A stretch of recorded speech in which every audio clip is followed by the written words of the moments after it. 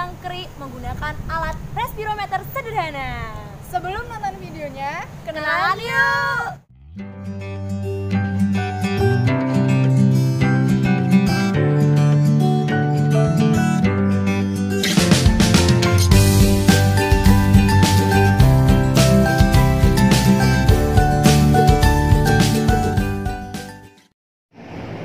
Oke teman-teman, sebelum kita memulai praktikum pada kesempatan kali ini, yaitu praktikum percobaan respirasi pada serangga, terlebih dahulu kita harus memahami tuh apa sih yang dinamakan dengan respirasi. Pengertiannya itu apa sih? Nah, respirasi adalah reaksi biokimiawi yang memerlukan oksigen untuk mengoksidasi atau membakar zat-zat makanan guna menghasilkan energi yang diperlukan oleh makhluk hidup dengan hasil samping, yaitu karbon dioksida atau CO2. Nah, selanjutnya bagaimana sih reaksi kimia dari proses respirasi itu sendiri? Yang mana dalam proses respirasi kita membutuhkan C6H12O6 atau biasa kita sebut dengan glukosa atau karbohidrat, dan juga O2 atau oksigen yang menghasilkan CO2 atau karbon dioksida, dan juga H2O atau air beserta energi ATP.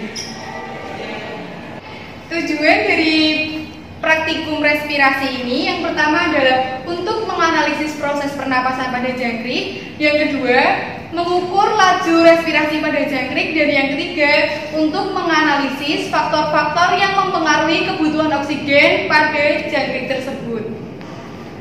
Nah, setelah itu saya akan menjelaskan apa itu respirometer sederhana.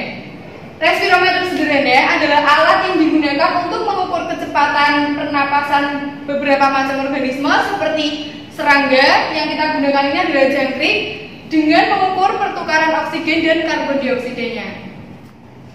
Setelah kita mengetahui pengertian dari respirometer sederhana, sekarang kita belajar mengenai apa sih langkah-langkah atau alat-alat dan bahan-bahan yang digunakan untuk membuat respirometer sederhana ini.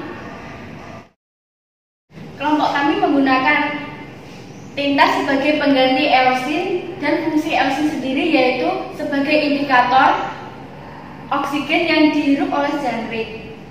Dan selanjutnya yaitu fungsi dari penggaris, yaitu untuk mengukur laju kecepatan eusin yang ada di dalam selang. Nah, selanjutnya bahan yang perlu disiapkan yaitu kapas dan KOH. Kapas sendiri untuk membungkus KOH, dan fungsi KOH di sini digunakan untuk mengikat CO2 yang dihasilkan oleh jangkrik, dan sehingga pergerakan dari eusin itu benar-benar terjadi karena respirasi pada jangkrik. Selanjutnya yaitu plastisin. Plastisin ini digunakan untuk menutup lubang kedua spuit ini agar tidak ada udara atau celah yang masuk ke dalam spuit. Dan jangkrik ini digunakan untuk media dalam proses respirasi. Selanjutnya, stopwatch adalah alat ukur untuk mengetahui laju eusin. Dan pipa tetes kelompok kami diganti menggunakan sedotan berfungsi untuk memindahkan cairan eusin ke dalam selang.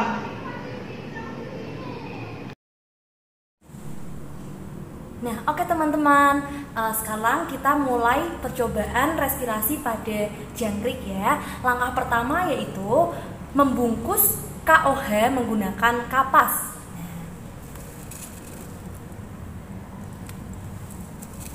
Kita ambil beberapa KOH secukupnya saja.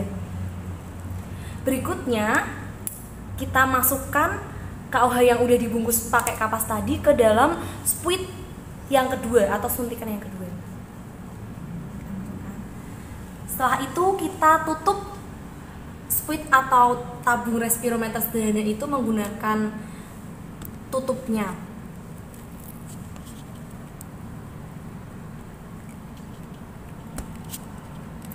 Nah, berikutnya kita masukkan seekor jangkrik ke dalam tabung respirometer kedua. dan kemudian kita tutup juga menggunakan tutup dari tabung respirometer sederhana atau SPID itu. Nah, untuk berikutnya kita menetesi eosin pada ujung pipa respirometer menggunakan pipet tetes. Nah, yang mana eosin pada percobaan kali ini kita menggunakan tinta sebagai penggantinya.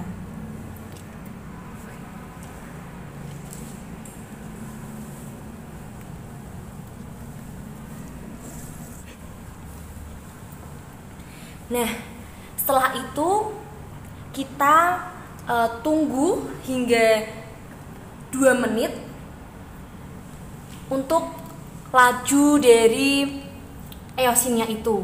Apakah eosinnya bergerak dengan cepat, lambat, atau bagaimana?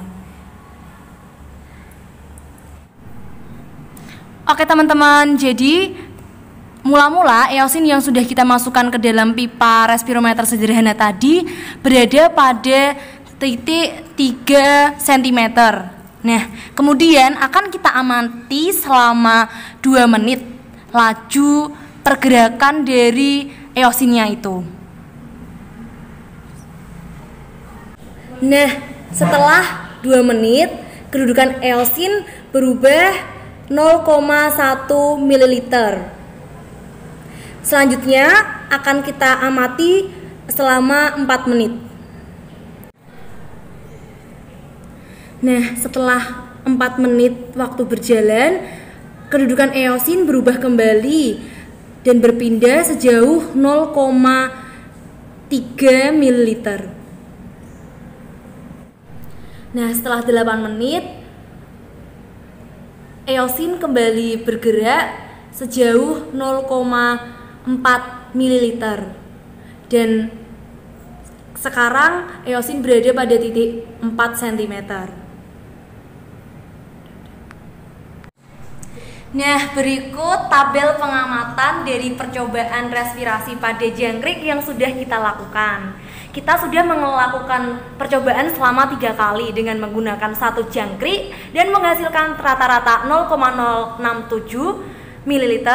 Yang kedua dengan menggunakan 2 jangkrik dan menghasilkan rata-rata 0,126 ml. Dan yang ketiga menggunakan 3 jangkrik dan menghasilkan rata-rata 0,232 ml.